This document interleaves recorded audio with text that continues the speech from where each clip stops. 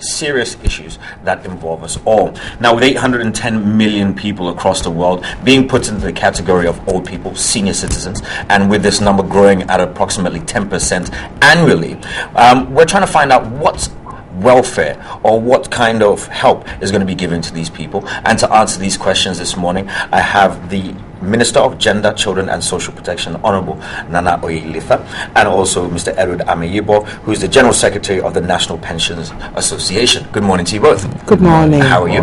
We're fine, Good. thank Welcome you. to the show. First off, can we get some clarification? I mean, what is it that we say, or who are we categorizing when we say the elderly or the senior citizens? Yes. Well, you want to know who is an elderly person or who is a senior citizen.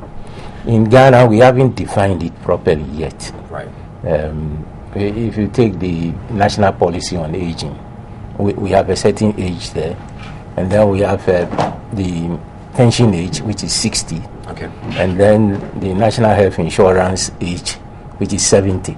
That's when you get the exemptions. Okay. As a senior citizen. But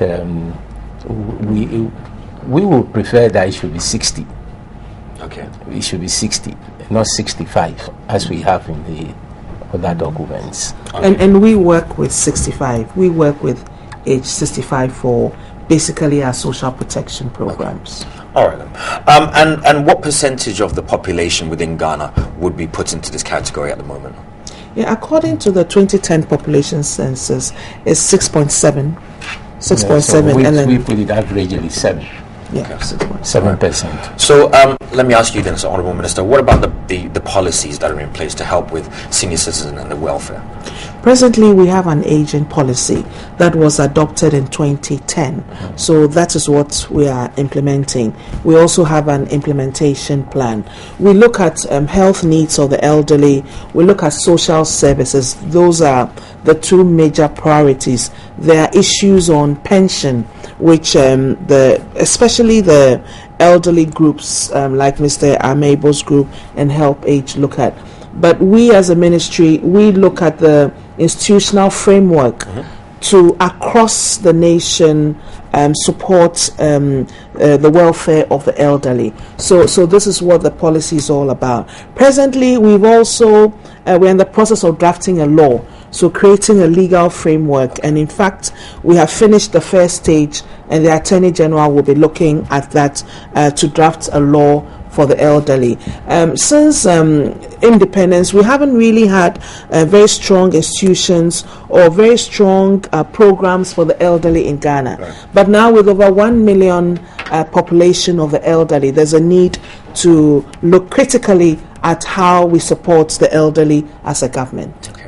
Obviously, when we think about helping the elderly, a lot of things come to mind. One, obviously, being pensions to ensure that they're self-sustainable, healthcare, and a lot of other issues. What are the challenges that are really facing you at the moment when it comes to implementing this particular policy?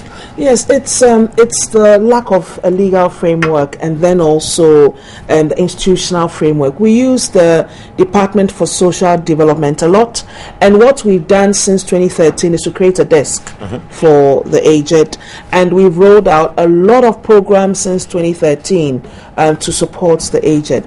One flagship is the urban elderly welfare card. That is like a senior citizen card, right, which we launched in January this year. We've issued about 1,050 cards so far. This enables the elderly to get priority access in hospitals and then in banks and then transport terminals. So when an elderly person goes to Kwame Nkrumah Circle, the transport terminal, we've engaged with GPRTU and the 3 other transport unions, so the bookmen give them priority access. Right. They jump the queue. Yep. And we've also engaged with the Ghana Health Service, so they can jump the queue when they go to the hospital, and then we're engaging with the Association of Banks. But very critically, when they use the Metro Mass Transport, we've engaged with the Ministry of Transport and Metro Mass Company. We are in the process of signing an MOU with them. So they have kindly offered a 50% rebate for every elderly person who uses the Metro Mass. Okay. And we'll be issuing 25,000 elderly senior citizens cards across the country, 5 districts in each region from 3 weeks. In 3 weeks' time, we'll be doing that. Okay. Also, when I think about the elderly and senior citizens, a lot of culture comes to play, because senior citizens or the elderly throughout their lives have taken as the people who advise the rest of the family. Then when it gets to a certain point where they can't take care of themselves, they're shunned or sent back to the village or put in a place whereby they're not taken care of properly. Or called witches. Or called witches and put in camps. Exactly. Woman. So, I mean, how are we trying to affect the cultural aspect of this all as well?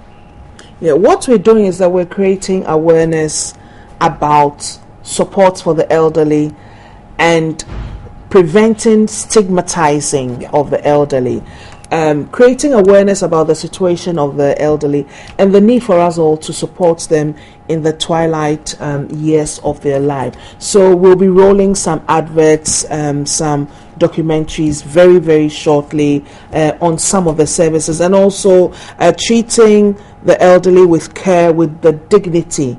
And so that is what we're doing as a ministry, to promote and create more awareness within the Ghanaian society, because culturally and traditionally we revere the elderly. We go, like you said, we go to them for advice.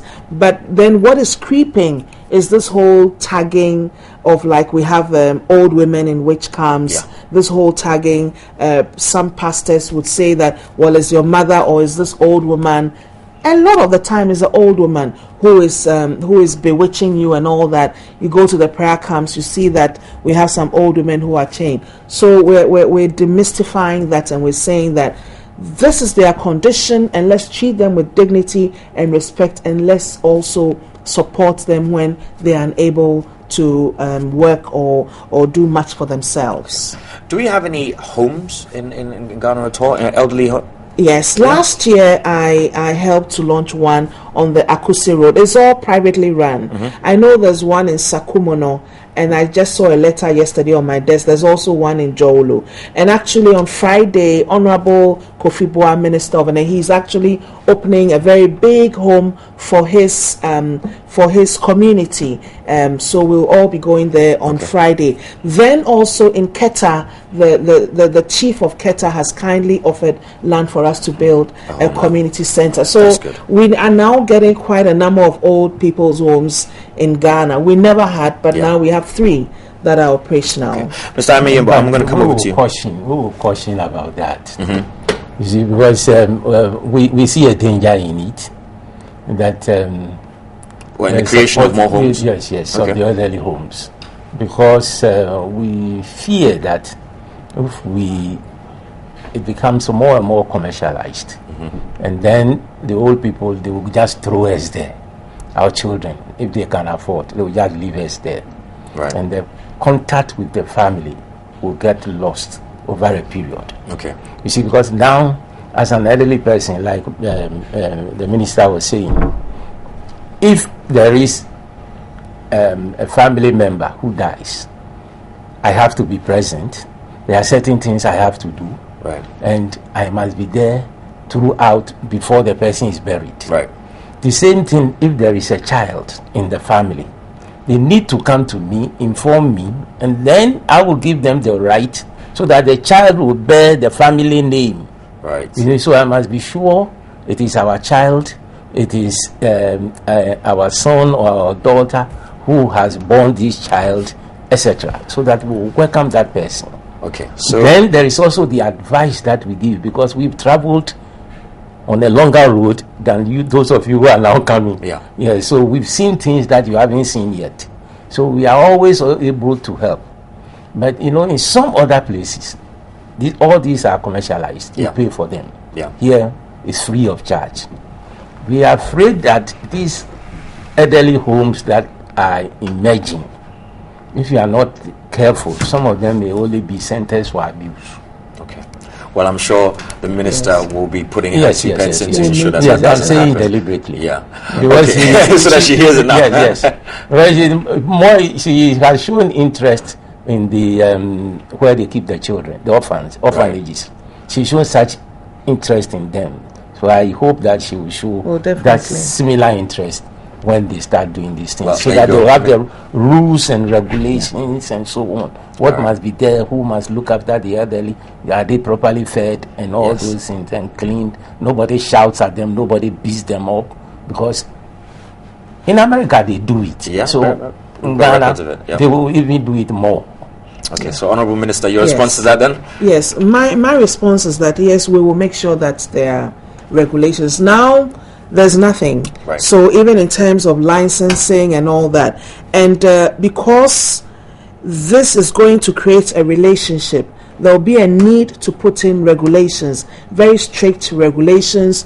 There has to be inspection, and then we have to license the home. So that's why there's a need for a legal framework to regulate all this, because now we have the homes springing up, and then we don't have any licenses or any clear guidelines. So there's a need to do that, like how many carers per person, how many people in a home, and what have you. Thank you. All right, I want to thank you both for coming in this morning. There's been Mr. Edward Aimeyebo. He is the General Secretary of the National Pensioners Association, and of course the Honourable Minister Nana Litha from the Ministry of Gender, Children and Social Protection. Thank you for coming in Thank you. this morning.